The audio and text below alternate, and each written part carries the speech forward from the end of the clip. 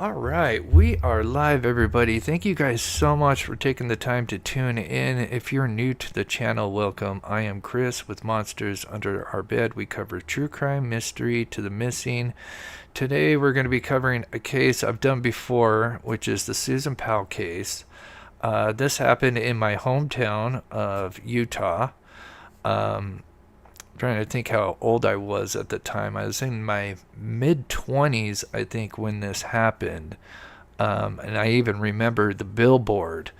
It was really odd because there was a billboard that we would pass, and it was the same billboard, had just some real estate ad or something on it. Been up there forever.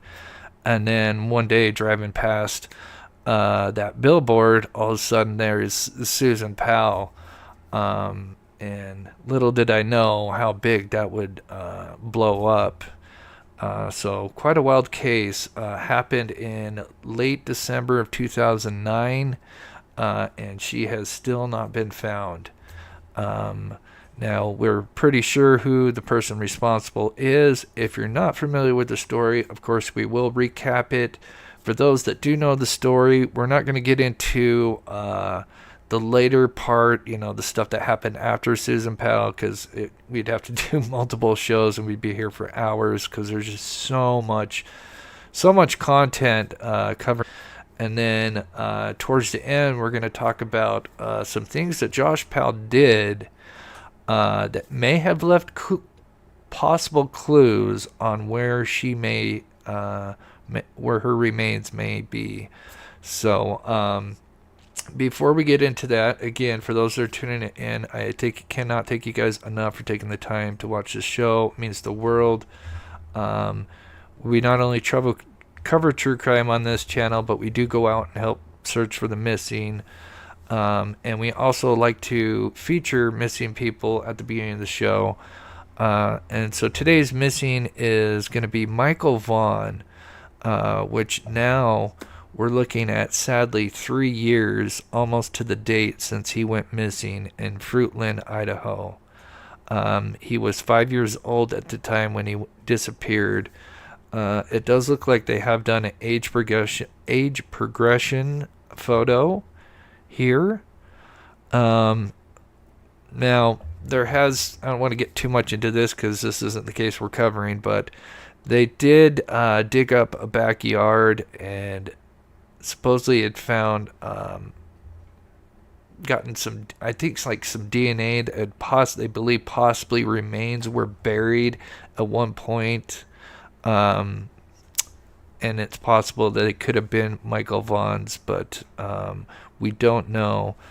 But I sure hope that's not the case and he's still alive. But if you have any information for the law enforcement, you can call 208-642-6006 or the national, the NCMEC, which is 1-800-843-5678.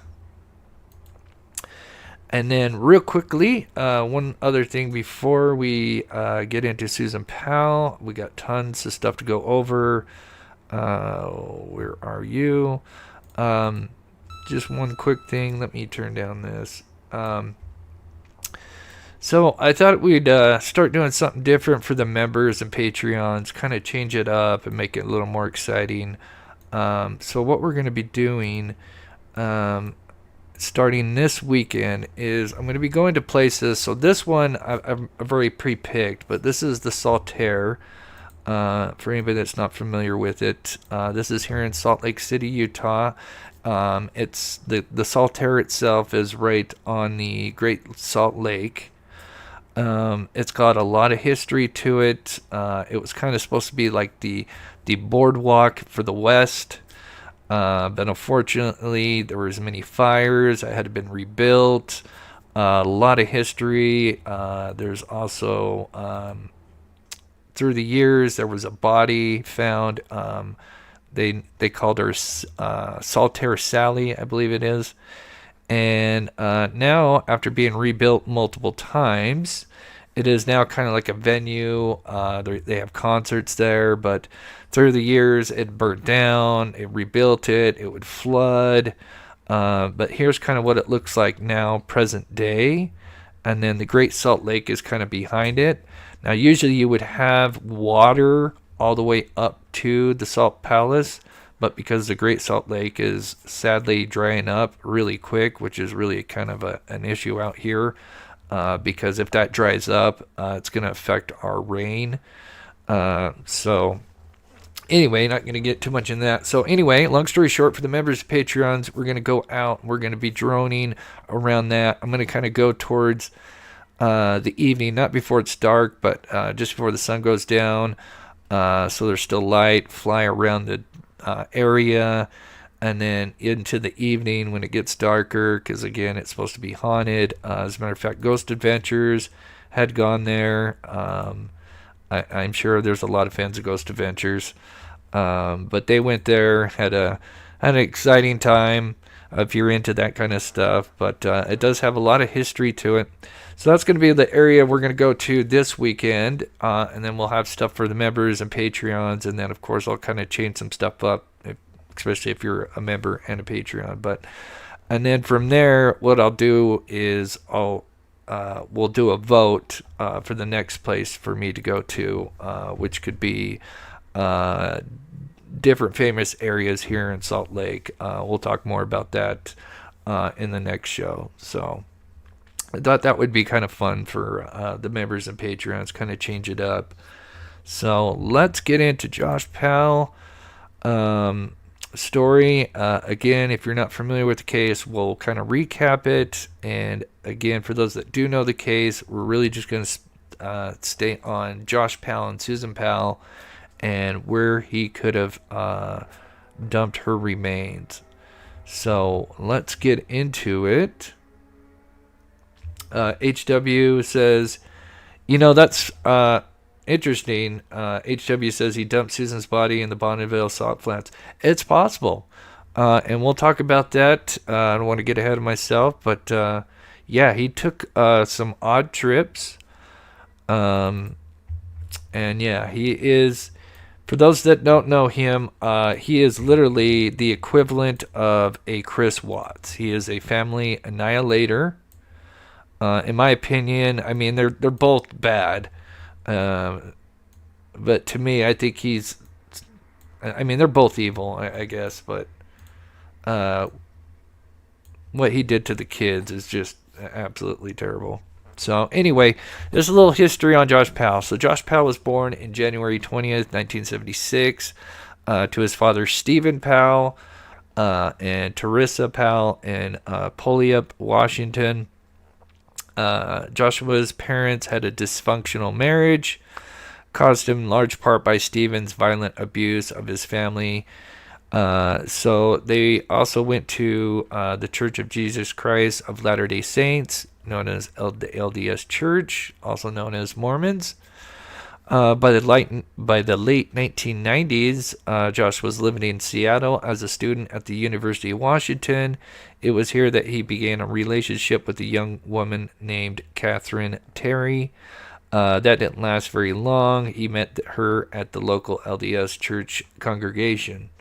They moved into an apartment together. Josh became very possessive of her, and eventually that relationship, they broke up fairly quick because she got to see the real side of Josh. So moving forward, Josh would then meet Susan Cox, a classmate at the LDS Church institution during a religion course, during a dinner party, and that was in November 2000. The two began a relationship and then eventually married in Portland, Oregon, in April of 2001. Now this is, I believe, still in Oregon. Josh had a bachelor's degree in business and worked for a number of different companies over the years, while Susan, a trained cosmetologist, took up a job with Wells Fargo Investments after the family relocated to West Valley City, Utah. There's a lot of history. When they got married, they were living with Josh's father, Stephen. For those that know Stephen, he was a pervert, and he was in love with his daughter-in-law, Susan. And of course, there's a lot of history there. But of course, with how much there is to this case, like I said, we're going to really just kind of focus on Josh, Susan mainly. So they would eventually come to Utah, where I am from. The Powells went on to have 2 sons, Charlie, born in 2005, and Braden, born in 2007. Cute little guys. And I've got some footage, actually, that people will probably maybe have never seen of the kids, which we'll play here in a little bit. So from here's kind of a short documentary just kind of explaining the timeline. Josh Powell and Susan Cox's story began like many others. A young couple falls in love and decides to wed in 2001. They move to West Valley City, Utah, and then welcome the births of their 2 boys, Charlie and Braden. While on the outside everything may have appeared to be picture perfect, the cracks began to show. We saw red flags. We felt he was very... So this is Susan's parents, Chuck and Judy Cox.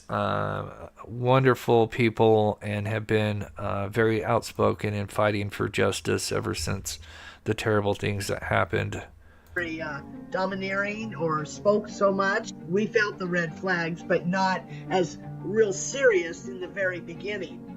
So they're talking about just kind of the early experiences after Josh and Susan got married, that, the same thing. He's possessive. There was red flags early on. As the time went on, we felt there could be some problems. I think a good way to describe it is we saw the tip of the iceberg, and we had no idea how much more iceberg there was underwater. Susan confided in her friends about her fights with Josh and how she wished the 2 could seek counseling. In a letter to loved ones dated June 28, 2008, Susan would reveal a darker side to her husband, explaining that she no longer trusts him, and warned how if something happened to her, it may not be an accident, even if it may look like one.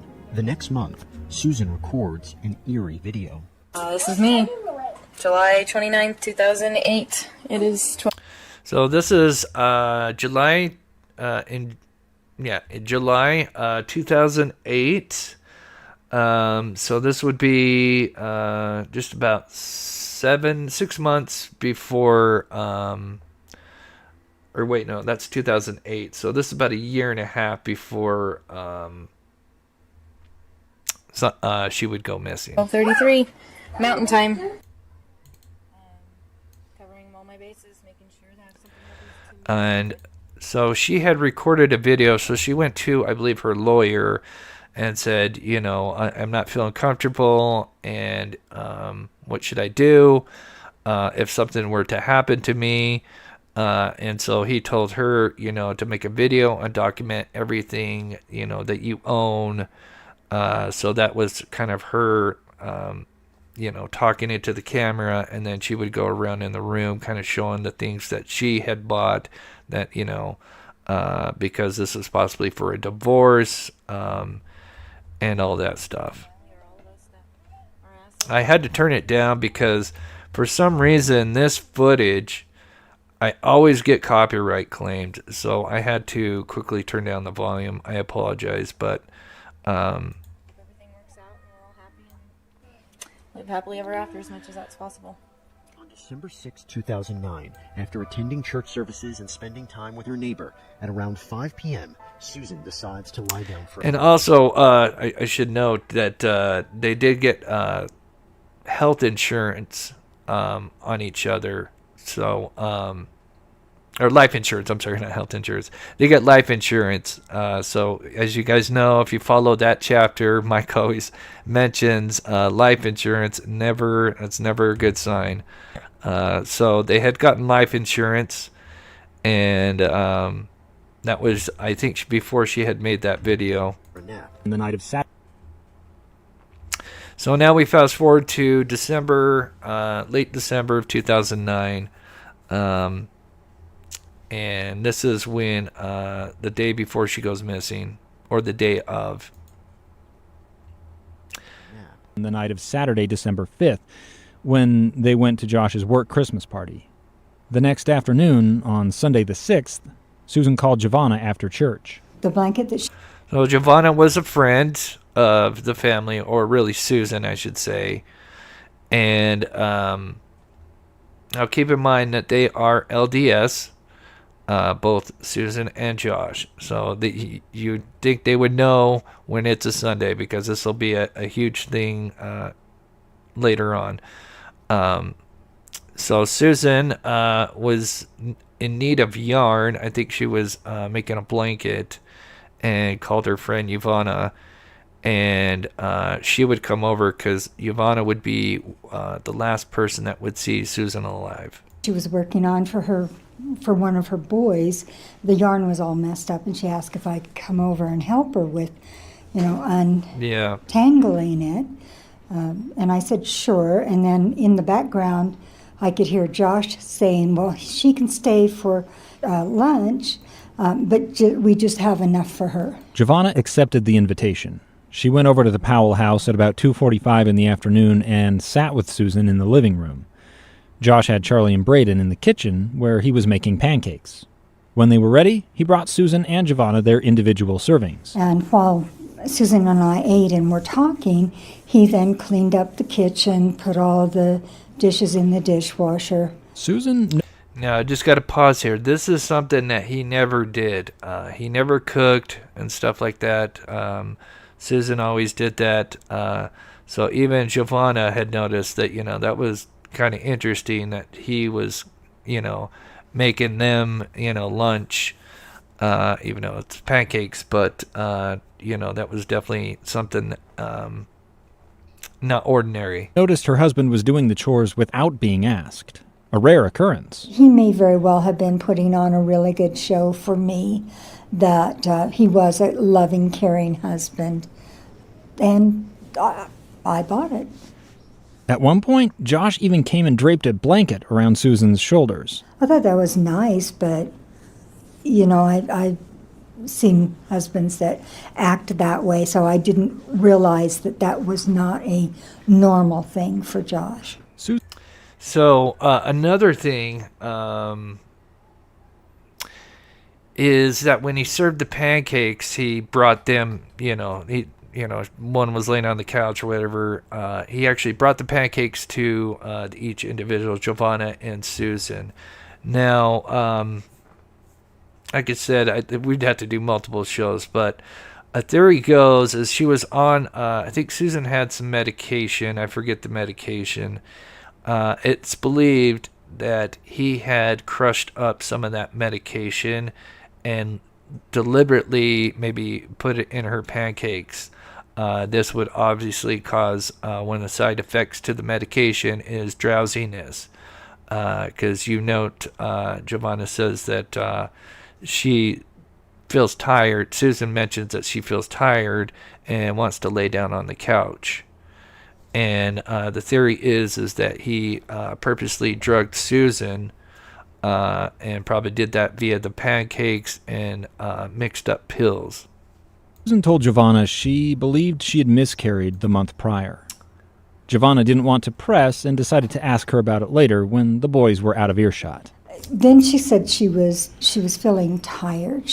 And so I thought, well, that's perfectly natural. She's going all week long, and if she did, miscarry, then she'll be a little tireder. Anyway, so she said she was going to go just lie down for a little bit in the bedroom, and I was like, okay, that's fine. It was about 4:30. Giovanna just kept working on the tangled yarn. Josh told her he was going to take the boys sledding. Giovanna was focused on the knot and didn't get the hint. And then he says, well, I really need to lock the front door when I leave. And then I got it. It was like, okay, I should probably leave then. So I cut the yarn and took the messed up yarn home to untangle. And I said, well, I should have this finished by this evening. And he said, well, there's no hurry. Just give it to her on Tuesday.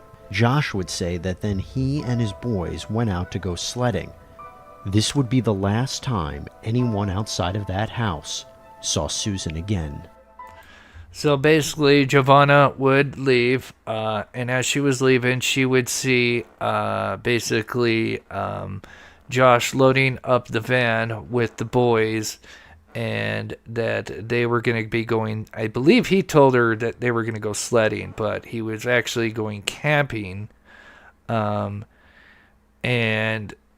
yeah, let me play this next part. Peyton plays, "Hey love, $10 on PayPal. Thank you so much for the hard work. Yeah, I'm going to try something new. So I put Peyton in marker on my shirt. Anybody donates, I figured I'll start writing the names down on shirts. I'm going to try to get a white one next time. Anybody donates, I'm just going to keep adding on to the shirt. I thought that was maybe something new, an incentive. Try something different, see if people like that. But continuing on. When Charlie and Braden aren't dropped off at daycare, police are contacted. Law enforcement burst into the Powell home and discover no one's there. The crime scene was interesting because when the police came in, they found an attempted cleanup of blood on the floor near a couch. They saw. So I'm going to skip this for just a little bit.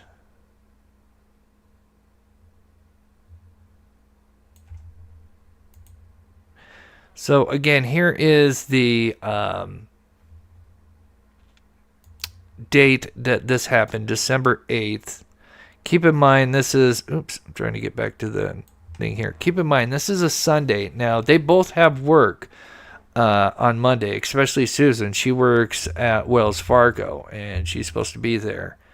And they only have one vehicle, the van. I believe they did have two vehicles before, but because he was possessive, they sold the other vehicle. And usually he would be the one to drop her off and pick her up from work. So when he left with the kids, we're talking late in the evening, and there is blizzard-like conditions going on at that time. And he's going to take the kids west 25 plus miles to what's called the Pony Express to go camping.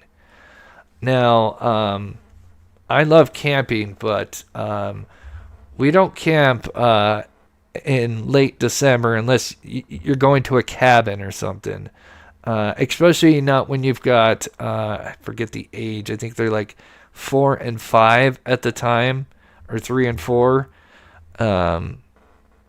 It's just that doesn't make sense.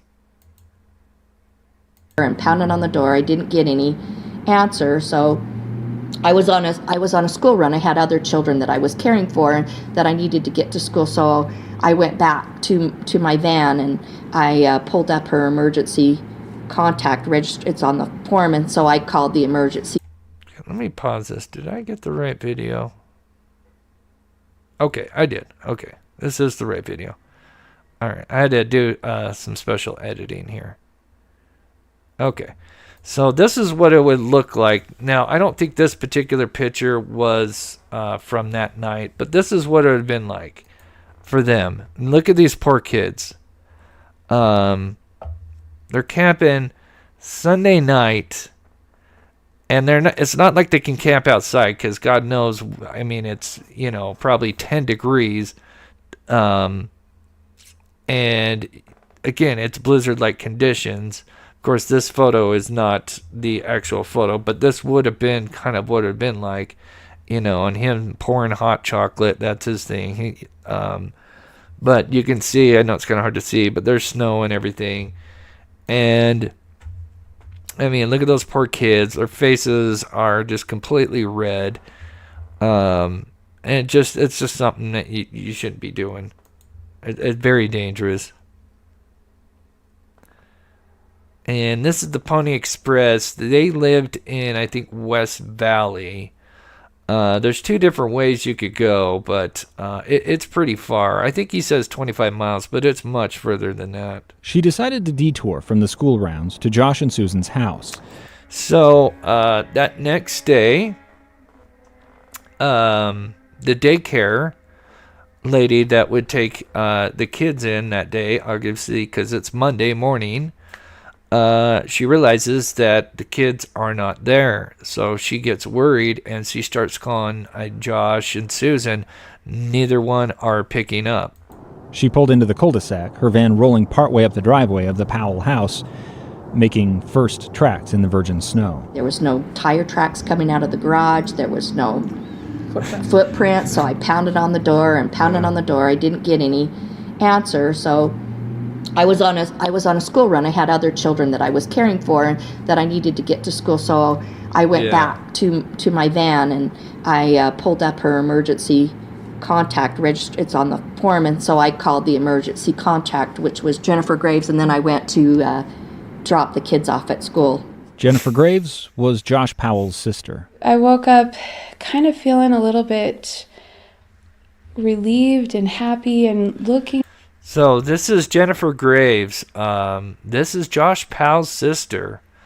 And we'll learn that, she knew something was wrong with her brother Josh. Forward to, and we got that phone call from Debbie, and it was just devastating. So Debbie being the daycare, so the kids are supposed to show up for daycare. They're not there. And now that, of course, Debbie had been trying to call the parents, and Josh and Susan are not picking up. So they are freaking out. Completely threw us for a loop again. Jennifer told Debbie she hadn't heard from her brother or sister-in-law that morning. She grabbed her kids and her mom, Teresa, and started driving the snowy roads north toward Josh and Susan's house. Jennifer lived in West Jordan. That's about a 15-minute drive away on a good weather day from Sarah Circle. While on the way, Teresa dialed 911. It was 9:53 a.m. My son and his wife and their 2 children haven't responded to anything this morning. They normally would go to work and take their children to the daycare 2 or 2.5 hours ago now. Okay. All right, I have them notified. They're going to be in or out. They're responded to 6252 West Sarah Circle, which is 3945 South. We couldn't get in. West Valley City Patrol officers Jerry... So they get there, Jennifer Graves and a few others, and then I think law enforcement shows up around about the same time, early in the day. Brady and Matt Rhodes were the first to arrive in response to the 911 call. They showed up within minutes at 10:02 a.m. to find Teresa, Jennifer, and her kids out front of the house. They pounded on the door and shouted. No response. The officers checked all of the doors and windows. All were locked. They attempted to peer into the garage through a window there, only to find it blocked by a blanket. In fact, they noticed all of the windows were covered. The blinds in the large bay window on the front of the house seemed to sway, as if blown by hot air rising from a furnace vent. And what they would find inside the home is quite disturbing. Short of options, the police turned to Terry and asked her permission to break a window. It took some convincing, but checking the garage, the officers noticed the family's minivan was gone. Teresa and Jennifer also came inside to see if anything looked amiss. While I was at the house, I'd had this overwhelming feeling that he had done something to her already, because I'd seen her purse there. I'd gone through. So these are actual photos, and there is her purse, and I think they looked through it, and her keys, her wallet, everything's in there. So clearly, very spooky. I don't know if I missed the first part here with the fans. Oh, let me back up just a tad here. They were causing the blinds to flutter, not hot air from the... So these are pictures that they took. And as you can see, they've got box fans pointing kind of towards the carpet, but more towards this couch. Furnace. Toys were scattered around the floor. A stereo had been left on. It blared a broadcast from a local radio station. They started searching room by room. The upstairs bedrooms were all empty. So was the basement. Checking the garage, the officers noticed the family's minivan was gone. Teresa and Jennifer also came inside to see if anything looked amiss. While I was at the house, I'd had this overwhelming feeling that he had done something to her already because And this is Josh Powell's sister. It just shows that, she must have known, what kind of sensed, something was off from him growing up with him. I'd seen her purse there. I'd gone through it, and her driver's license, her Sam's Club card, her Temple Work Commitment, they were all in the purse. Why would she walk away without that? That just seemed like a very abnormal thing for her to do for any length of significance. Into the phone, asking her brother where he'd been and if Susan was with him. So here's a picture of the couch, and they would find, I believe, some stains, and we'll talk a little bit more about this here in a bit. Josh said he was at work, and he had the boys. So the sister, I think it was Jennifer, that finally spoke to Josh. Everybody had been trying to call Josh, that morning, early Monday morning. And eventually he called his sister, Jennifer. We were just honestly a little bit in shock, numb, not knowing what to do, and we just sat around waiting. Jennifer's phone rang just before 5:30 p.m. The caller ID showed it was Josh. She answered and shouted into the phone, asking her brother where he'd been and if Susan was with him. Josh said he was at work and he had the boys. They were fine. Jennifer said she knew that wasn't true. He wasn't at work. Okay, all right. Josh admitted he wasn't at work. He had taken the boys camping, but said they'd been stranded by the snowstorm. Jennifer asked again, "Where's Susan?" Josh said she was at work. Again, Jennifer challenged the lie. She told Josh, Susan... I'm going to pause it here while I have this up, but these little circles, these are little supposed blood droplets that they found. And notice how close this is to where the couch is at. Keep in mind this couch had been recently cleaned. The fan was on because clearly the couch had been steam cleaned or whatever. Had not gone to work. Her voice climbed and she shouted, "Where is she?" "I don't know," Josh shouted back. Then he asked, "What do you know?" That question caught Jennifer off guard. She was afraid her brother had done something terrible. That feeling had just come over me while I was at the house, and when he called that night, it was disturbing to talk to him and realize that premonition was actually valid. Jennifer lowered her voice. So the premonition is when she woke up early that morning, she had this weird feeling, bad feeling in her gut. She talked about it early in the interview, and that's what she's referencing.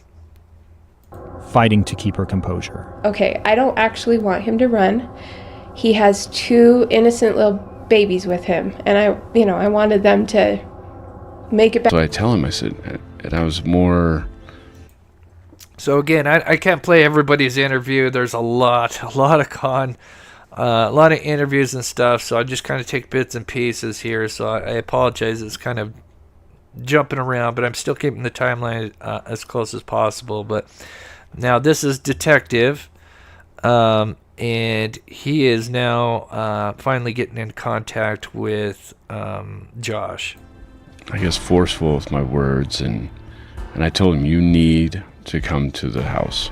You need to come here now. Your kids can eat here, but you need to get here. Josh said, okay. Ellis asked how soon he'd arrive, and Josh said, he wouldn't be long.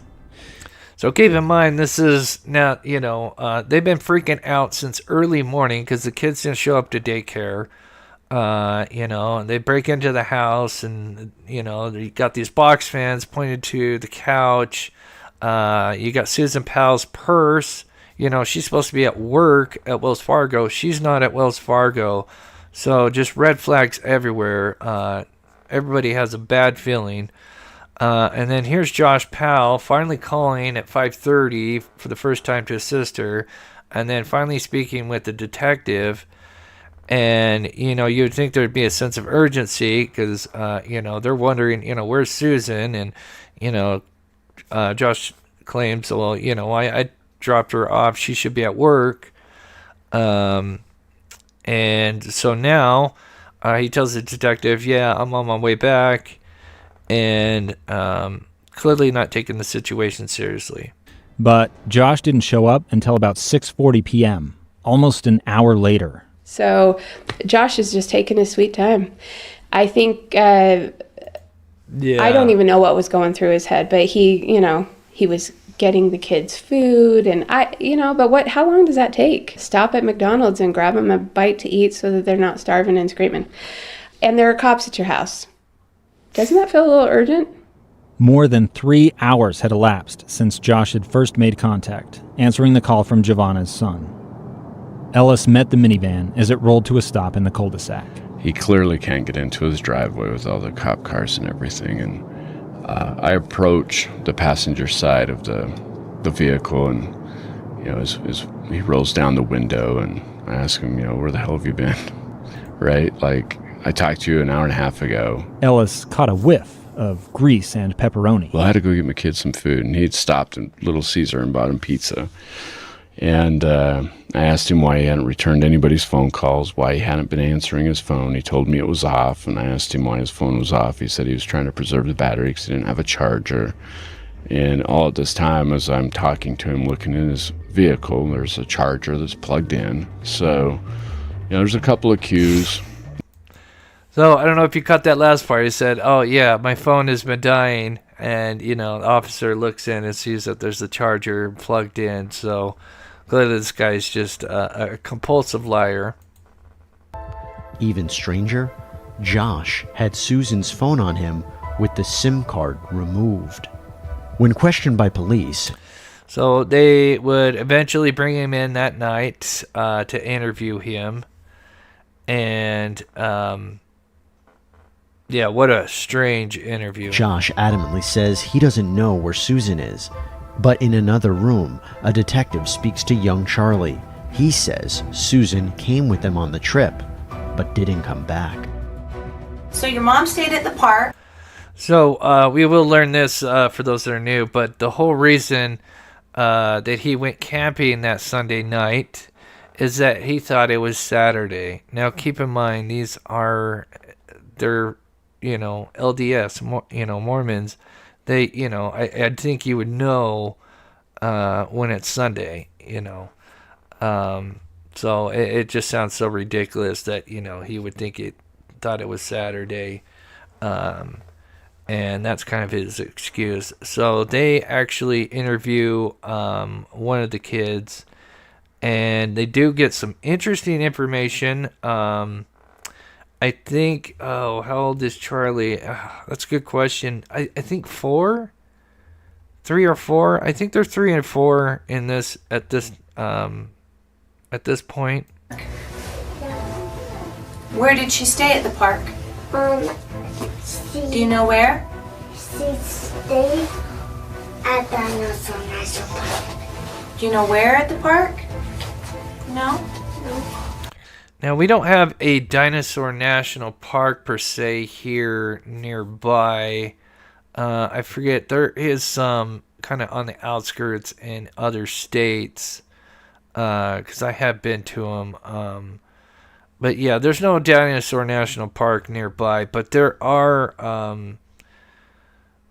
some theories on why he says that, because he may be kind of mixing old memories of where they have gone before along with this, because of course, they went on a trip. But he does mention some very damning information, in my opinion. God, you, Charlie, are a big boy to wait for me. Thank you. Okay, so Charlie, when you guys came home from camping, who came home with you? My dad. And my mom stayed at Dinosaur National Park. Your mom stayed there? Yeah. How do you know your mom stayed? Because I was coming. Because you were coming? Yeah. So just give a little context. During the interview with Josh, with the detectives, he explains that they went sledding after, remember Giovanna, the one that they had pancakes and stuff. And before she left, she had saw Susan laying on the couch. Susan had mentioned that she was kind of drowsy and tired, needed a nap. That's huge, in my opinion. And then as she was leaving, she saw Josh loading up the boys, and they were supposedly going sledding. And I think they may have gone sledding and then came back. I'm not sure. But then, according to Josh, is that after he came back from sledding, that him and Susan watched a bunch of movies, like some Christmas movies, and she fell asleep. And then he, or before she fell asleep, told her that, hey, I'm going to go camping. So we're talking like 11 p.m. at night, on a Sunday night, that he's going to go take the kids camping. And she's okay with that. Obviously, no mother would be okay with that. Yes, Vernal, Utah. Thank you. Yeah, they do. That's right, Vernal. Thank you, Thistle. Lost my train of thought. So yeah, so he's gonna be telling him that that she basically would fall asleep after he told her that they're gonna go camping, and she was okay with that. Keep in mind it's Sunday night, and that he went camping with the boys, and when he came back, because they came back much later because they supposedly spent the night out there, and when he came back, he was going to pick her up from work, but noticed that she, wasn't there, and he leaves this, voicemail and everything as well, which we'll listen to. So, just a little context about everything. So your mom stayed at the park. Where did she stay at the park? Do you know where? She stayed at Dinosaur National Park. Do you know where at the park? No? No. My mom stayed where a crystals are. Where what are? Where crystals are. And that's huge, and we'll learn. We've talked about this before, where the crystals are. Mommy stayed where the crystals are. In the area that he supposedly went to, which he probably did, because there was actually a witness that corroborated seeing a van, because I doubt there would be many people driving out there at this time of the year, especially with the blizzard, but there was a rancher who did see somebody with a van, and we'll talk about that a little bit later. But beyond that area, there's what's called Topaz Mountain, and there are geobeds. And basically, there are rocks with topaz and different material like that. And so him mentioning that is very interesting. The crystals? Crystals? Yeah. Is that what you're saying? Crystals? Yeah.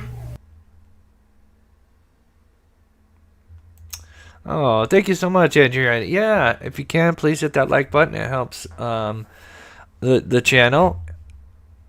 And so there's Topaz Mountain. It's not too far from Simpson Springs, which is not far from, it's part of the Pony Express. The Pony Express kind of, I think, kind of runs along back here.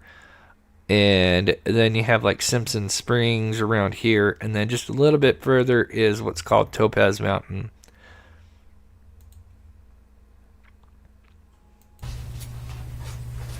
They even have a crystal set that goes all crystals that live in Dinosaur National Park. Oh, all the crystals live at Dinosaur National Park? Yeah. Okay. So being his age, they believe that maybe he was kind of mixing some memories together. Quite possible. So we'll kind of skip forward here, but that's the kind of the big one that that Charlie says that Mommy was there with them. That was colorful. That was what? That was colorful. Colorful? Yeah. Yeah? So, did somebody say Mommy wanted to see them, or did you see Mommy say that? What did Mommy say? I see Mommy said that. What did Mommy say? She said she wanted to stay. Mommy said that? Yeah.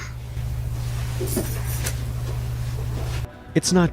So it's interesting. Maybe he coerced them, adulterated them, and told them, hey, Mommy wants to stay here.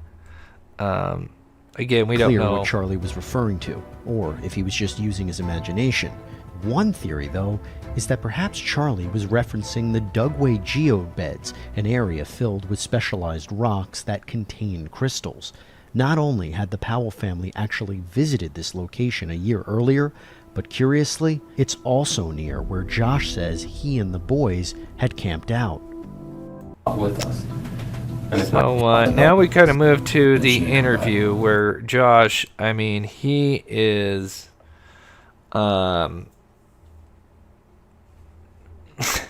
he's something else in this interview.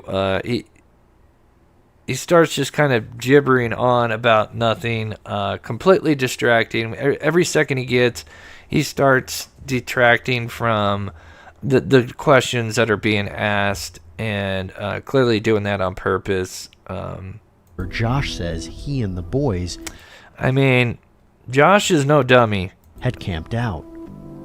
He is a monster. One of our detectives just interviewed your children, and your children are telling our detectives that Mom went with you guys last night. So here they drop the bombshell, kind of while they're doing an interview with Josh. For those that don't know, they had another person interviewing Charlie, obviously the oldest of the two, and learning that information. So this is kind of halfway into the interview when somebody comes in and lets the detective know, they kind of speak outside for a minute, and they tell him, hey, Charlie said that Mommy was with them. So now they're breaking that to him, and this is his response. And then she didn't come back. She did not go with us. Okay. Well, with that, just getting that information, you're not going to let you leave. There's nothing that happened. She was not with us.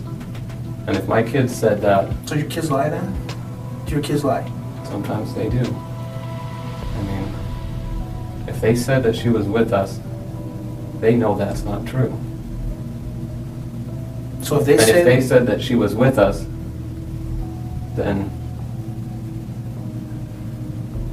I guess that would put her out the Pony Express. Okay, and that's my concern. Investigators conduct a search of the desert, but find no evidence of Susan. And obviously this would be so hard, because keep in mind, this is late December, this is kind of early winter, and so everything's, got snow on it in these areas that he went to, so it'd be very hard. The conditions would be really tough, so a lot of the searches were, ended up being conducted later on because of the conditions, although they did do some searches. Yet there was a mine located 30 miles away that reportedly was doused in gasoline and set on fire. This mine, I believe this particular mine, or one of them, if for people that are familiar with Heavy D Sparks, I don't know if you remember, there was even a thumbnail. They found a bunch of bones that appeared to be human, but that when they eventually tested them, it wasn't Susan Powell. But they had heard that something similar like this happened to a few of them. So you have a mine shaft, and then you have I forget all the parts to it, but basically, you can plug these mine shafts by destroying the head shaft, or what I believe, I forget the exact term to it. and everything will fall in. And so they had known of a few of them that had happened around the time that Susan went missing, and believed it was possible that maybe he went and dropped her down in there and then destroyed the head shaft, causing the mine, the pieces to fall in and collapse in. Interestingly, Josh allegedly told a work colleague on a previous occasion that the best place to dispose of a body is down a mine shaft. Not going to buy pop. So Josh was a huge fan of watching, Criminal Minds, CSI, that kind of stuff. I guess that was kind of his thing. And he mentioned to a friend or a coworker that the best place to get rid of a body is a mine. So they always had their sights on, different mines. And there's, of course, being a desert out there, there's tons of mines out there. So, that was going to make it just that much harder for him to locate Susan. It made it tough.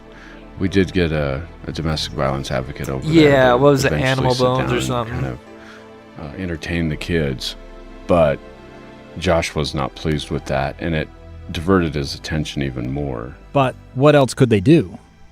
Josh wasn't under arrest and didn't have to be there. Forcing the issue with the boys might have ended the interview. The last thing I want is him to not talk to me. So Ellis dealt with the situation as best he could. So when you got to your destination, 20 miles, possibly 20 miles down the Plain Express, what did you just stay on the road? Did you pull up on the side of the road? No, they have trails that you can drive on, and I mean, I just found one. And how far off the trail did you go?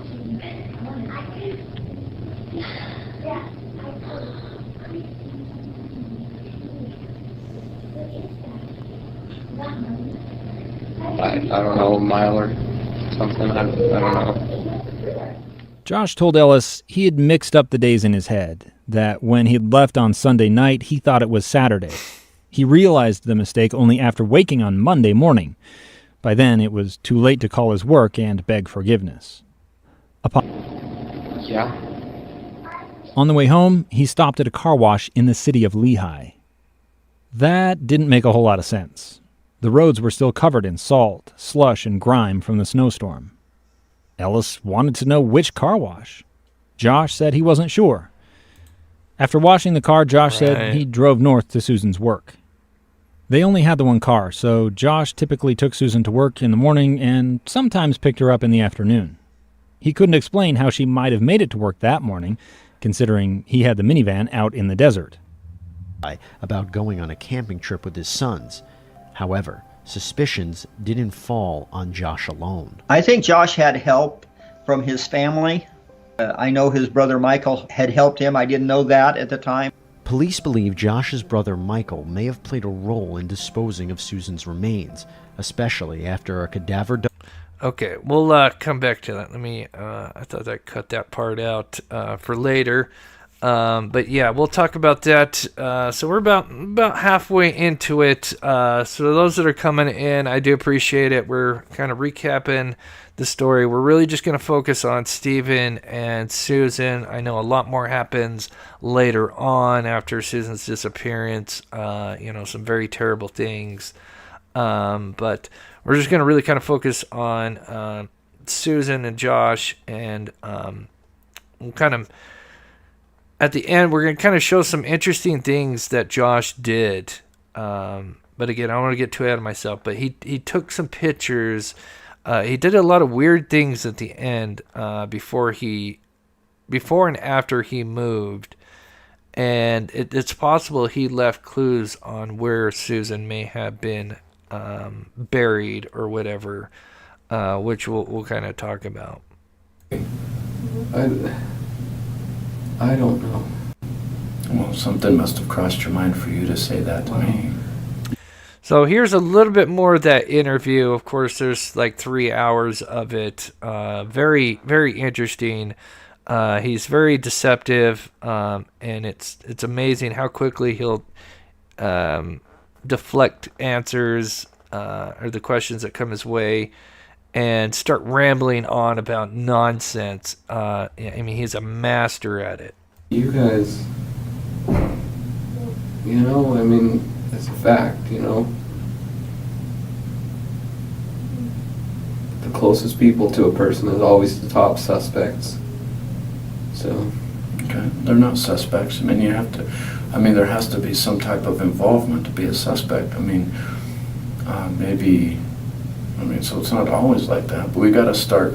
If you were on my side, okay, let's do this real quick. If you're sitting where I am and I'm sitting where you are, okay, and my wife is missing, okay, who is the very first person, and who is that person going to be that you're going to spend the most time with, trying to get as much information from?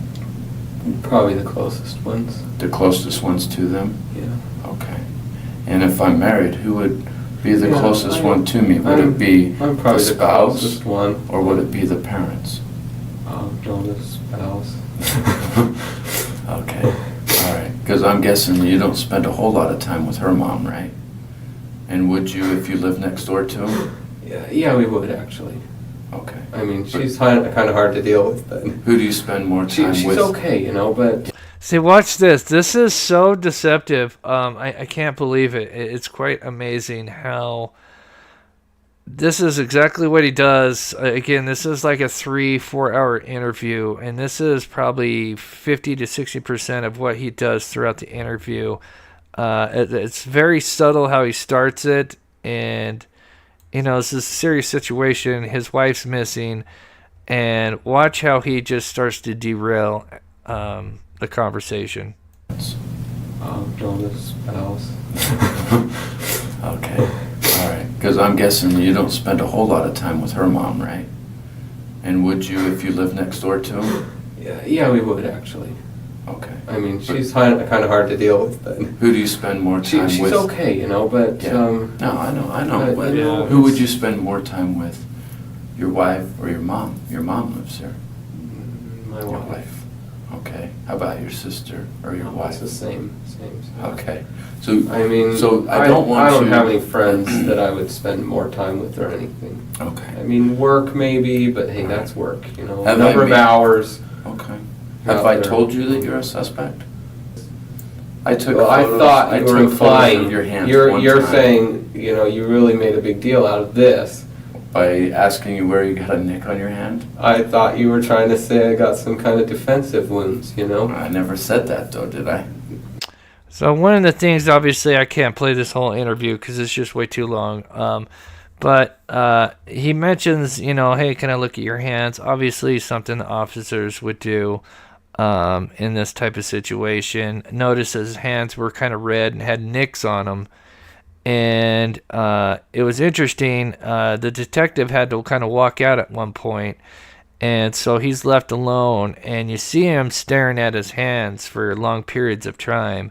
So they think it's possible that he may have done something to Susan with his hands, considering how much he's focused on his hands. And you'll notice even through the interview he keeps looking down at his hands even after they're done talking about his hands. Seemed implied. Okay, but all I did was inquire about a nick on your hand, and then, you know, and the kind of you know, I mean, you've been worried about that ever since we got here today. You want me to take photos again of your hands? I kind of do. Okay. Because what does I want to have both photos available, you know? Well, what does it tell you now? I mean, I haven't came in here with a camera, I haven't even worried about your hands, but you're still worrying about it. I just want my second photos, man, because I was just to prove that they do it on their own. Yeah, and I mean, this stuff, you know, some of these, if I don't take care of it fast enough, it just gets worse and worse, and then chunks fall out. Yeah, I understand. I'm amazed that this my one brother did has that. really dry skin as well, so I understand. That's a chunk, a very small chunk. And see how he starts just rambling on, and it's just stalling the investigation. His wife's missing. No, you know, urgency here. Because if his story was true, you know, he goes camping with the kids, and supposedly he left his wife home. So now you're getting back, and your wife's missing. You would think, you know, it'd be pretty urgent. You wouldn't be worrying about the things on your hands. That would be the least of my worries if, you know, my wife or whatever, someone I cared about is missing. It's the last thing I'm going to be worried about is talking about what the hell is on my hands. I mean, I don't feel them, you know? Right. I mean, I do if I'm sure I would if I poured alcohol on them, but I don't feel them, so I don't know when they're coming. Okay. And like I say, I've only been looking at it in the last day. Yeah. And actually paying attention. Who should I look at as a suspect? I can't think of anyone who's... Can't think of anyone. Who? I'm a little bit concerned. Well, I'm concerned about your wife not being around. So, let me step out for a second. I'll come back and grab you. Okay? Grab me for what? Well, if you don't want to talk... Then what?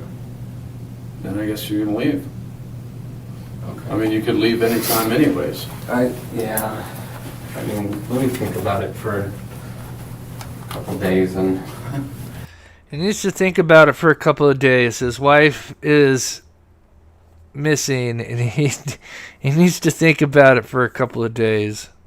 Your wife is missing, Josh. Yeah, but I've already... And you want to think about it for a couple of days? I've already answered everything. And I've told you I would answer everything. I don't understand why. All right, well, are you willing to do a...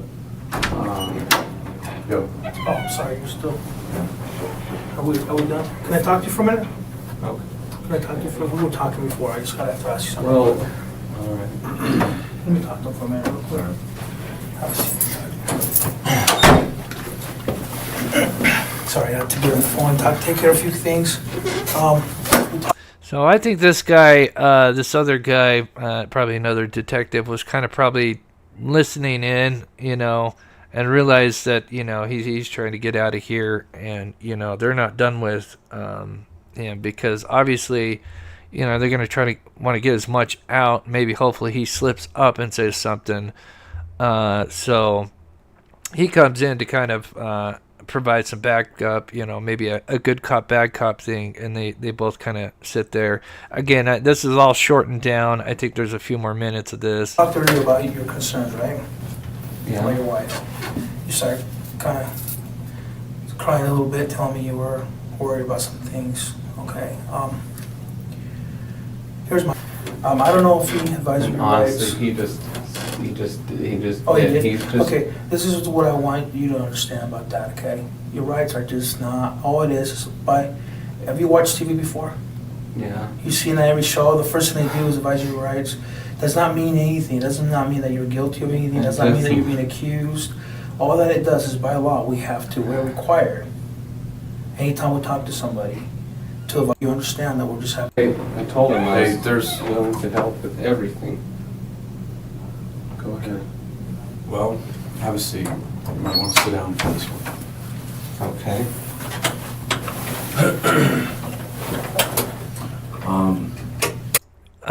Meanwhile, so what they're doing is, so obviously he came with his van. They actually have his van, and they are going to be putting trackers on it. So they're trying to stall. This was the other thing, is why they're trying to keep him here, is they're trying to stall him because they're trying to get the tracker.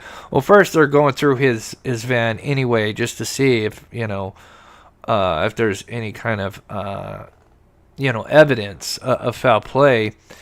And on top of that, they want to get trackers put in place, and I think the team that's going to be doing that is kind of running behind. So, you know, they're trying to kind of stall Josh here until they can get that all done. And so that is kind of their goal right now. I just spoke with some of... Sorry, this chair's screwed up. I just spoke with some of our other detectives. And... Yes, Ellen, right. And he does have the right to leave. I mean, he could walk out. Now, obviously, the officers are, playing their game. Obviously, the officers are going to play their game, and you can't blame him. And we know this guy's a bad guy. For those that know the full story, this guy is Chris Watts. Chris Watts level, a family annihilator. And anyway, but yeah, he did ask if he could leave, and they did say you could leave at any time, but they're just kind of pushing the line. You're gonna have to wait here with us. You're not gonna go anywhere. One of our detectives just interviewed your children. Oh, this is when they had learned that now that the kid had spoken that the mother was there. Your children are telling our detectives that Mom went with you guys last night and that she didn't come back. She did not go with us. Okay. Well, with that, just getting that information, you're not going to go anywhere. I think we played the first part of this. I might have cut this up a little bit bad. Sit right here if you want to look. I think I've learned in the years of doing this job that when kids talk to us, we'll listen because they're honest. So, again, this is Monday the 7th. It is kind of late in the... Let's see. Josh rents car at... Or no, excuse me. This is Tuesday. Yeah, Ellen uses van. Josh rents car at 10 p.m. So I believe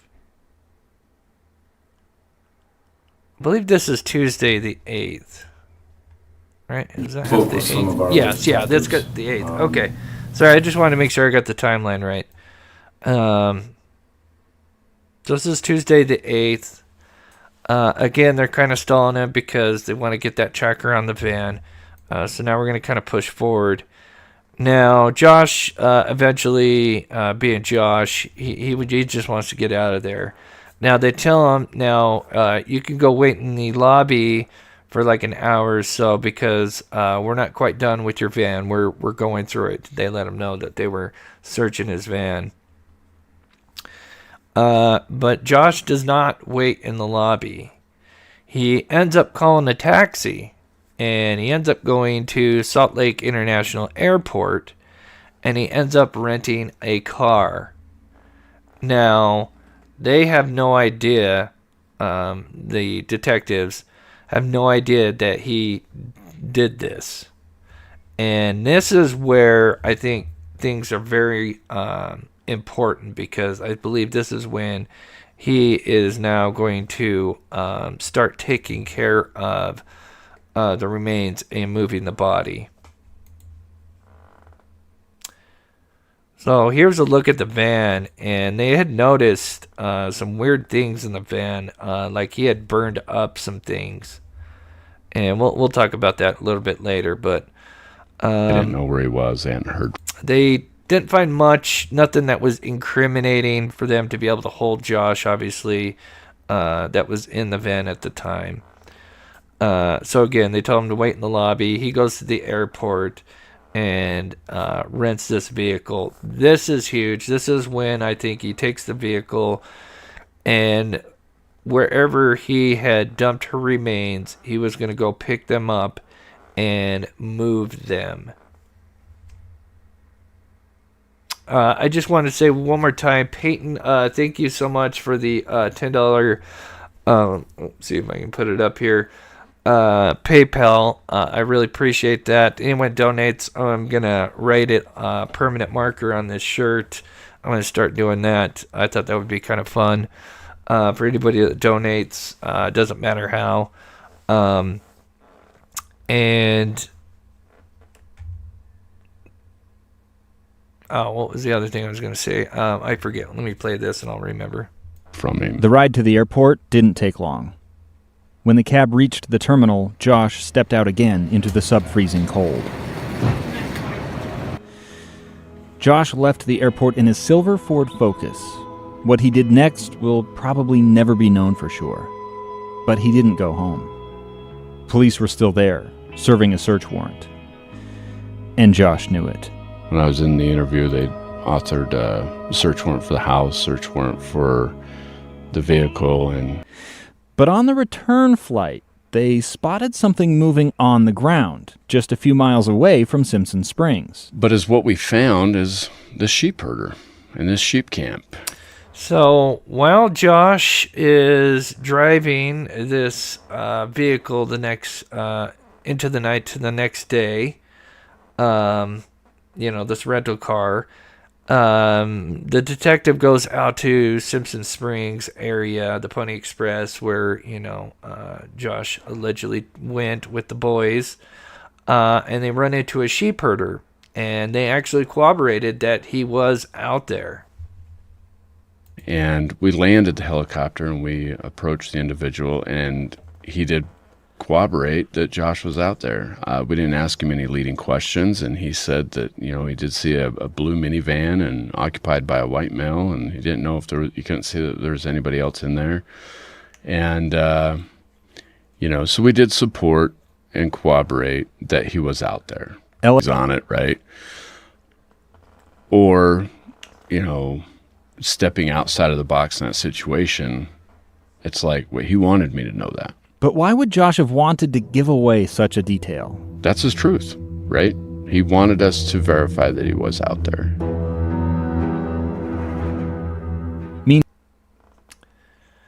So again, Josh on Tuesday had rented that at 10 p.m. So keep in mind how late that was.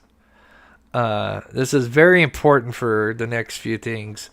But he would put 800 miles on it. So that means if you divided that in half, that's 400 miles, because obviously going one way and coming back another way, that's 400 miles. So it's a pretty big, obviously, circumference that he could have driven. I don't think he ever put her remains anywhere near the Pony Express. More likely, more closer to maybe the airport or something like that. But we'll talk about that a little bit later. Hearing Act concerned Ellis. So this is what a 400-mile radius looks like from where Salt Lake International Airport is. Covers 1, 2, 3, 4, 5, 6, 7, 8 states. But really, I think he went north up in this area here. And there's actually evidence of him when he's kind of coming back from the trip, that he is kind of coming back from northern Utah. So that kind of means, I think, wherever her body would be more up in this area, either northern Utah, northern West Utah, Idaho, in that area. He called Josh's mom, Teresa, at about 4 on Wednesday afternoon to ask if she had heard from him. And she said no. Eventually he establishes contact with Teresa, and she calls me, and I get his new phone number. I call him, and he's in Tremont, Utah, and it's a fight with him over the phone to get him to come back to the police department. Tremont in Utah sits about 80 miles north of West Valley City, right on the fastest route between West Valley and Josh's dad's house in South Hill, Washington. So keep in mind, his dad lives up in Puyallup, Washington. One of the freeways is Interstate 84, which I think is huge, and which we'll talk about pictures that he took towards the end, which I think could be clues on where he eventually put her remains. While in Tremonton, Josh activated a new cell phone. And at the same time, he had gotten rid of his old cell phone, and then in Tremonton, he activated a new cell phone. So clearly, this trip that he took with the rental car was to move her body. And we're going to learn that he had help. was roughly 18 hours after he left the airport with the rental car on Tuesday night. To this day, no one can say where he was or what he was doing during those 18 hours. Josh told Jennifer he had driven laps around Salt Lake City, getting off and on the freeways at random. And in fact, Josh was still on the road when Ellis called him, telling him to come pick up his minivan. He says he doesn't trust me, I'm going to arrest him, and so I've got to go through this dog and pony show with him and convince him, look, I'm not going to arrest you, I'm not taking you to jail. If you didn't do anything wrong, why do you have this guilty conscience? Get back here and get your van, otherwise I'm going to tow it. And I shared that with him because I know to this point that he doesn't like to spend money on things that he doesn't want to spend money on. He'll spend money on settling torches and generators and stuff like bipolar stuff, right? Bipolar purchasing. But he was really upset we broke his window. He was more upset that we broke his window into his house than his wife missing. Josh remained reluctant. Phone records would later show he drove past Susan's work just as if he were there to pick her up after her shift. Then he drove past his own work, from which he'd been absent without leave for 3 straight days. Then he went home. Eventually he does. He shows up. He gets his van on. So remember, they had put a tracking device on, and what a bummer that they just couldn't get that ready beforehand, because if they were able to get that tracking device on before he had left, we would probably, they would have found, most likely had found Susan Powell's body, because they would have been able to track the GPS. And it's just such a shame that, unfortunately, they just didn't get it ready in time. And, of course, with Josh being impatient. His time, I think it was like 7 o'clock at night. I was so upset because it was my daughter's birthday, right? Yeah, he would interrupt everybody else's lives. Ellis gave Josh the keys. Josh locked the minivan's doors, then went back to his rental car. That's when Ellis first found out about the Ford Focus. And that's when we learn, we get the plate off the rental car and we follow up with it. And okay, this is going to be our break, right? Now. And that's this whole story, man. No brakes. Anytime you think you might have something, nada. So unfortunately, somebody had rented the car, I believe, since since Josh had used it. They were still able to get the mileage, which was 800 miles. So obviously, if you're going out one way, you would divide that in half, and that's 400 miles. So at the maximum that he could have gone somewhere would be 400 miles. More on the rental car in just a minute. First, Ellis asked Josh if he'd be willing to come in and take a CVSA test. So then they have the mass search in Simpson Springs on December 10th, 2009. Again, they checked some mine shafts. A lot of searches went on. So this is some footage of me. This is I-80. The next morning, the GPS beacon Ellis had hidden on Josh's minivan sent out. So they get a thing going off. I think this is December. Is this December 10th or 11th? I mean, December 10th or 11th. So just after he gets the van back, keep in mind now they have a GPS. Now it activates this certain GPS that they put on it. It activates when the vehicle starts moving. It clicks on and it alerts. There's multiple people, part of the team, that get alerted saying, "Hey, this vehicle's in motion." The next morning, the GPS beacon Ellis had hidden on Josh's minivan sent out an alert. It was moving, going west on Interstate 80. I think everybody that was involved in the investigation up to that point was somewhat excited, I guess. I mean, because why is he going out west? Why is he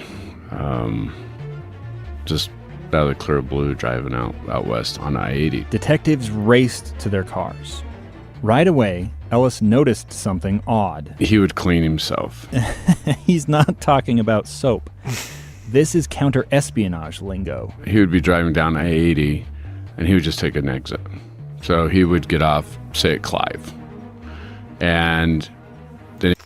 So what he would do is he would drive, and then when he would get to an exit or, an off-ramp, he would take it, and what he would do is get off. So let's say he's heading west. At Clive, he'd gotten off, and he actually then turned around and started going back east. And he'd go east, and then he'd go until the next exit, and then he'd get off, and then he'd start going back west. And I think he did that multiple times, and that is just so weird. He'd turn around and go back the other way, take the exit, get off, go around. I mean, he would get on and off the freeway, see if somebody was tailing him. What Josh didn't realize is West Valley Police had called in help from the DEA, which put an airplane into the sky to watch him from above. The detectives kept their distance as Josh drove out past the last fringes of the city. From there all the way out to Wendover, Nevada, it's straight salt flats. There's nothing out there. There are exits here and there. So here is the salt flats. Of course, I drive by that every time we go out search for Aidan or Dylan Rounds. Pretty spectacular if you've never seen it. Here's just some drone footage of me writing Mob Crew, but there's really nothing to go visit. Josh's minivan cruised across. There's nothing much to see on this drive. It's pretty open, barren. Across the salt flats, past the famous Bonneville Speedway racecourse, and into the casino town of West Wendover, Nevada. He drove to the far side of Wendover and parked outside of a Smith's grocery store. And I've been to that Smith's. I'm sure Ty's probably been to that Smith's. I mean, there ain't many stores in Wendover. But what a weird trip for him to take. There's no reason for him to be going out there. It didn't make much sense. But maybe he was there to use a payphone. Or a burner cell phone the police didn't know about. He stayed there for about 20 minutes, then returned to the freeway and headed back east. After about 30 eastbound miles, Josh took an exit at Clive. It's a desolate spot, far from anywhere. And this is a spot that I think even Heavy D was looking at. And they talk about it here. Van rolled to a stop in a quarry on the north side of the interstate. Josh stayed there for about 2 hours. I think he personally did it to see if we were going to follow him, if we had eyes on him. I think he was testing him. I don't think he ever had her body at that time, in my opinion. That's just my opinion. I don't think he ever had her body at that time. I think it was kind of one of his things to say, okay, let's see what the cops do. Yeah. And if they are going to follow me. After Josh finally left, the detective agree. managed to get a glimpse into the minivan. It appeared that Josh wasn't alone, that maybe someone was with him in the front passenger seat. Question was, who? It wasn't clear. The detectives monitored Josh's movements as he drove all the way back to Salt Lake City and to the office of Defense Attorney Scott Williams. They broke off their tail and raced to the gravel pit. That was a little exciting. As soon as he left, obviously we sent some guys over to kind of check it out. There was fresh snow on the ground, so we could see where he had walked and stuff like that. And, we searched that entire area. And we used specialized dogs as well. There you go. The dogs sniffed around but didn't find anything. It's worth noting about 2 months later, when the weather was warmer, the police returned with 9 dogs. 4 of them showed interest at a single spot within the Clive gravel pit. It was not a grave site, but the investigators reasoned it might have been a place where somebody had bled. Was that person Susan? So moving on, let's see here. Okay, so keep in mind, so he just did this big 800 mile trip, right? From Tuesday to Wednesday. Coming in late Wednesday from Tremont, and then I believe it was Thursday is when he was. Let me look at the dates here. Yeah. So Thursday is when he went for this drive west, which from where I'm at and close to where he would be at, it's about a 2-hour drive, depending on how fast you go, and then a 2-hour drive back. So he'd have been gone. So keep in mind, he just did this trip on Thursday, and then, taking the loops and stuff, so that would have taken much more time. So this guy's been up for a long time, and it shows. So he's just getting back from this trip, and here is when a reporter comes up to him. So just to give you some context, he's just got done driving 800 miles in 2 days. Probably got little sleep, and then he goes driving with his van when he got it back to go west to Wendover, which is just the border of Nevada and Utah. And now he's coming back, and now here comes this reporter, and now he's driving. He's just gotten back home. Look at his face. I know this is not the best quality. Hi, Josh. Hey, I'm Chris Jones from Tunetank. How are you? Okay. Yeah. How you doing? I know this has been difficult for you. What's going through your mind today? Well, I've been trying to figure out what I can do so I don't sit idle. I'm dealing with this repeatedly. Sure. I was just going to go in and get my kids because, they're how are they doing? They've been doing good, as far as I can tell. How about you? I mean, I know this is difficult on you. How are you doing? I mean, this is it's got to be a lot of emotions going on for you. People have been really helpful and supportive, so it's been really hard, but you just keep going. What can you tell us about that night? I mean, from what we understand, you went camping and then came home. Well, tell us what happened that night. Yeah, a lot of times I just go camping with my boys. Not anything big. I just go overnight, and we do s'mores and stuff like that. And so I just went with the boys. I was planning to do some s'mores in the morning, and then we did. And then when we got home,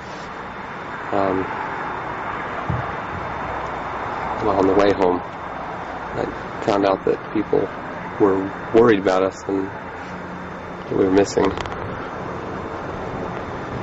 And the report is that neither you nor your wife called in sick, and they said that that's not usual. What are your thoughts on that? No, it's not usual. I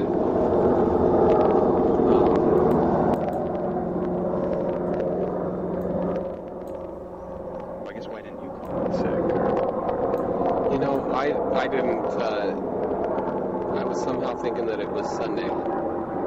I didn't go to church, and I just missed a day and thought I'll come back Sunday. So you got confused. So anyway, there's a little bit of the interview. I mean, it's not the best quality. Obviously, this was 2010,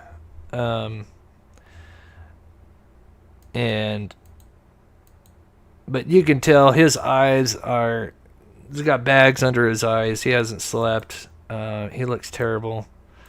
Continuing on here. So then, skipping forward, let's see how much time. What do we start at? We started at 5:30. Wow, this has been going on for a bit. Okay, so because there's so much. Looking at it. So they would eventually move because obviously the media and everything started hounding Josh because obviously he clearly wasn't trying to look for his wife. And so it got too much, and he said that he couldn't afford the home. Keep in mind, he took health insurance. I always say health insurance, life insurance out for Susan well before she disappeared. Now, I'll talk briefly about it. We'll have to do a secondary show talking about his history when it comes to car accidents. He purposely would take advantage of car accidents and use insurance money. And it's believed that he was going to try to drug Susan and basically set her up in a situation where she would be found in a car in some kind of wreck. That was kind of going to be the plan anyway. This guy that does the podcast, he was a reporter here in Utah for a long time. Very smart. He's got so much on this case. It's amazing. But anyway, so they would move. He would eventually move with the kids because the media and everything was getting too much. And so he was going to go and stay with his father. Now, of course, his father, Stephen, that's a whole new can of worms and everything. But we're going to focus on just this last part with Stephen and Susan. So here's some pictures he took. Of course, Josh loved to take pictures. Here's one here. You can see him in the car. I'm not even sure. He's just, I don't know, maybe he's checking the gas prices or something so he can remind himself, okay, 7-Eleven, is, I don't know what it'd be at that time. Maybe, I'm sure it was over $2 at that time. But here's him taking different photographs. Let me go back here.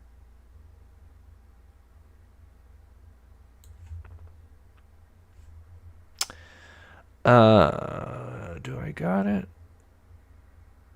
Okay. So let me pull up. I thought I put it in here with the photos, but I guess I didn't. So let me bring up his brother. And then we start with that one.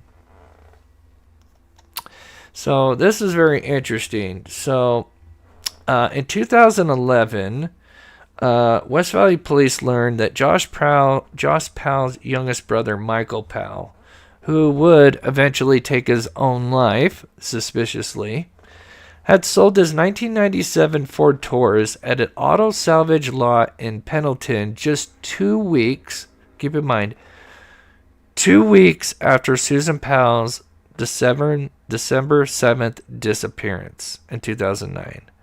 2 weeks after she went missing, he sold this vehicle. The vehicle was only more or less 10 years old. Only 10 years old. And he would sell it to this Lindell Auto on December 22nd, 2009. 2 weeks after she went missing. Here is the information for, here's the transaction paperwork for it. Michael C. Powell sold to Dave Lindell. He sold the Ford Taurus. Does it say the mileage? Fortunately not. Only for $100, right? Now, luckily, because they said usually a 10-year-old car, usually gets parted or somebody buys it. It usually doesn't stay long on the lot. Luckily, years later in 2011, they would find out about all this, that this car had been sold. And when Michael had sold this car, he wanted this place to immediately destroy the vehicle. They wanted them to, crush it. But apparently they didn't do it because I'm assuming they figured they could make some money off of it because it's not that very old of a car. And so when they learned about this vehicle, they went and took cadaver dogs there. And immediately when they took the cadaver dogs there, the cadaver dog hit, I believe, on the trunk of the car. And here's some pictures of the dog. This is taken in September 20th of 2011. Cadaver dog named Tug sniffing the inside of Michael Powell's 1997 Ford Focus. And I wish I had the other pictures. They would eventually tow that. I think they would get some hair fibers and some other things. No, nothing came back. Maybe, hopefully, I don't know if it's diluted DNA or evidence that maybe need time for them to maybe go back and test it. But one of the working theories is when Josh Powell took the vehicle, let me pull this up. When he took the vehicle at Salt Lake International Airport, they believe that he likely had stashed the body somewhere close by, nowhere near the Pony Express, but close by. He went and picked up the body, and at the same time, his brother came down from Washington, and they met somewhere halfway, possibly in Idaho, maybe northern Utah. My personal opinion is Idaho, and I'll talk about that here in a second as to why.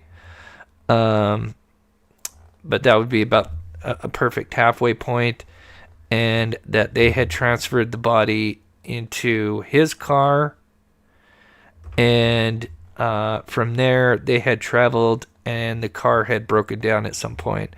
But Josh Powell would end up taking some strange pictures. Let me pull up my bookmark here.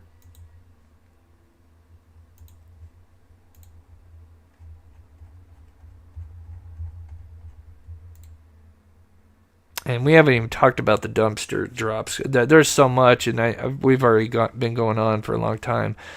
But he would take a bunch of pictures. And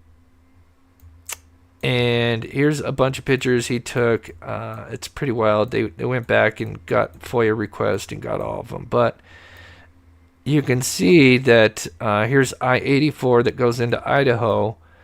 And here he took a couple of pictures.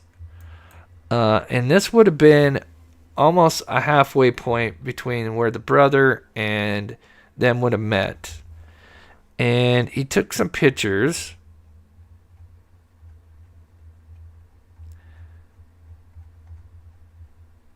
And here's the two main ones. There's this one here where this is the Milner Gooding Canal in Jerome County, Idaho. This is a picture he took, and not too far away from that area, also in Idaho, off I-84, he had taken a couple of pictures near this area. So I do wonder if maybe he had possibly taken a picture of an area where he had possibly dumped the remains.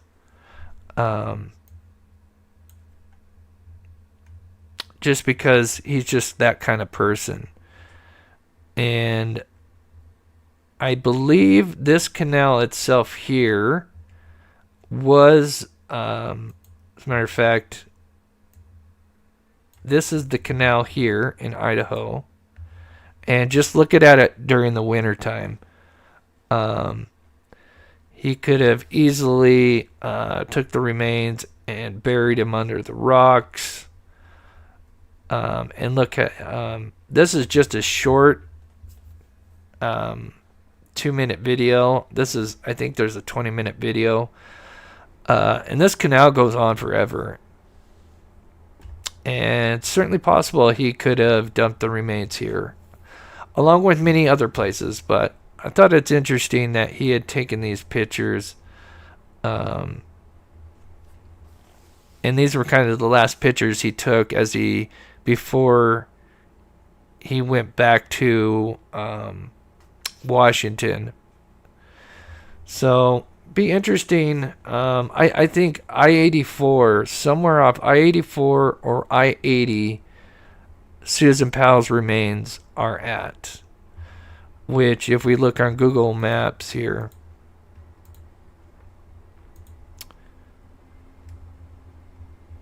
and this is Salt Lake here. We've got I-80. This is where he went and took that trip west into West Wind over here, which is Nevada. And then the trip that I think he took with the car, I think he went up north and met up with his brother. And they possibly did something somewhere and possibly dumped her remains off I-84 would be my working theory, along with the guy that this reporter that's been covering this case.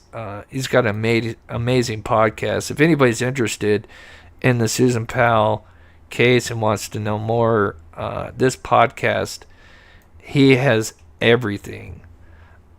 He has done an amazing job and has covered every bit of it. And again, we have only touched, we've gone for an hour and a half, and we've only really scratched the surface with this case. There's a lot more that I really wish I had time to cover.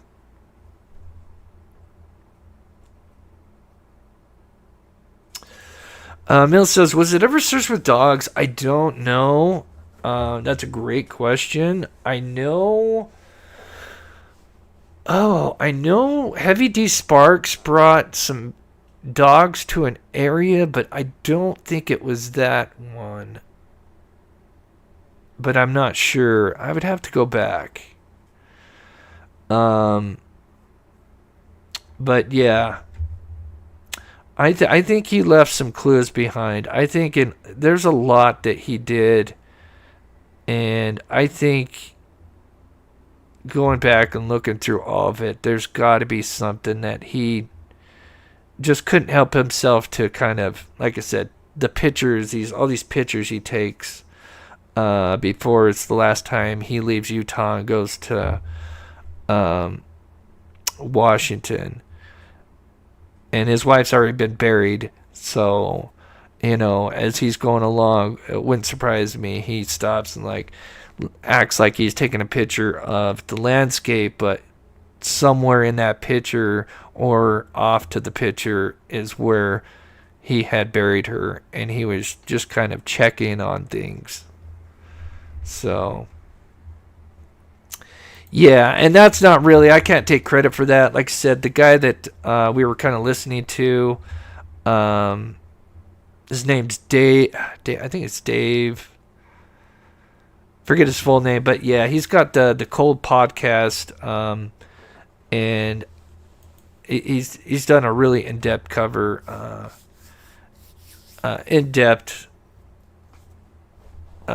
cover of this case. It's pretty amazing, so...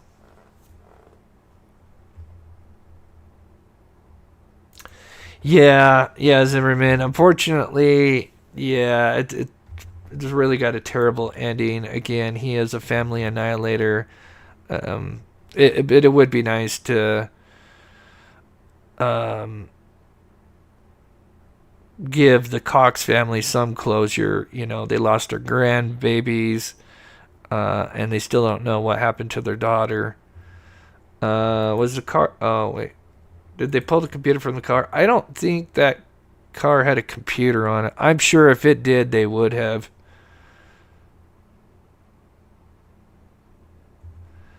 Yeah, Steven, yeah. Yeah, he's a doo-doo.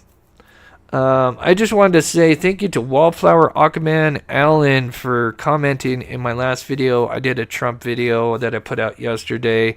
I do appreciate the people that comment, leave a comment in those videos. It really helps the algorithm. It helps me. I can't go out searching for the missing unless this channel, is running well, and so I can't thank the people enough that take the time to comment and like videos that I put out. And then again tomorrow for the members of Patreons, going to be doing some fun stuff for the Great Saltaire. We're going to be going out there with the drone. And then I guess we'll just leave it to Peyton. I was hoping to fill this shirt with some names, but thank you, Peyton, so much for the PayPal. I appreciate it. I'll maybe order a couple white shirts. I was hoping to maybe fill up some white shirts and try something new. But thank you so much, Peyton, for the donation, because I can't do this channel without your guys' support. Yeah, he did die a coward. He died. He's a big piece of... Yeah, I can't use the language that I would describe that guy, but we will do part 2. It is something that I would like to investigate more, especially the pictures he left behind. Maybe get the FOIA request and see if I can get all those pictures he took. It's possible he left a clue. So... with that, I may have time to go live tomorrow. We'll see. If not, I got a video that's going to be ready as well. So, yeah, I'm sorry I didn't go further into the story. We may do another one. In a nutshell, for those that don't know, he would end up taking the kids. The father ended up being a pedo, a PDF. Steven, and because he was living with his father, that didn't look good, and that they were trying to get the custody of the kids. The actual Susan's parents were actually trying to get custody of the kids, and he actually lost custody of them, but sadly they still gave him possibilities to get them back. And so he started having visitations, and they were supposed to have visitations at a building, but for some reason they let the visitations happen at his home that he had moved into somewhere in Puyallup, Washington, and he ended up dousing it with gasoline. And when the kids ended up showing up, he let them in, and the caseworker that's supposed to watch them, he locked the door in front of her face, and then. Yeah, he's just a terrible, terrible person, so.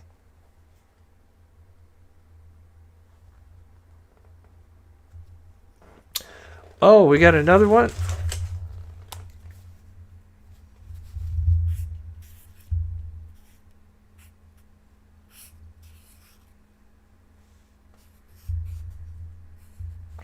I have to work on this a little bit. Oh, thank you so much. So I'm going to get a white shirt and try this a little bit better. I thought I could draw some animals or something, but yeah, I'll have to get a white shirt. I have to write upside down and backwards, so I'm going to have to practice. So yeah, if you wanted to say, yeah, they'd shut down my YouTube channel. Yeah, I think that's everybody. I agree. Thank you so much, Peyton. You're so sweet. Thank you, D. Again, members, Patreons, I have something fun for you guys tomorrow. And then from there, if not alive, tomorrow will be Sunday. So thank you to all my wonderful mods, Michelle, Karen, Copper Horse, D, Let's see, Jocelyn. And Jennifer, as always, with her amazing work. So I hope you guys have a wonderful weekend, and we will see you guys most likely Sunday.